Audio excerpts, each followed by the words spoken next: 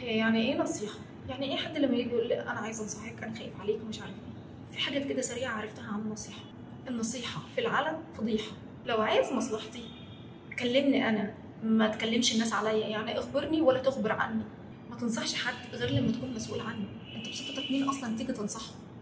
النصيحة زي الملح بالظبط، كل ما تقلل فيها بيدي طعم حلو قوي، كل ما تزود الاكل بيبوظ وبيترمي. الرغبة المستمرة ان انت بتنصح الناس كتير بمعنى ان انت ما بتقبلش حد ينصحك. خليك قليل النصيحة. عارفين اجمل نصيحة ايه؟ ان انت تكون بعيد عن الناس وتنصحهم برقة الكلام، ايه المشاعر، ايه الحاجات اللي بتقدمها، مش تقول لهم كده في وشهم دبش كده.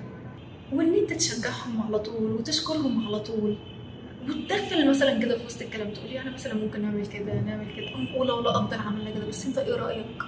لازم يكون في كده تفكير شويه. انتوا عارفين احسن نصيحه ايه؟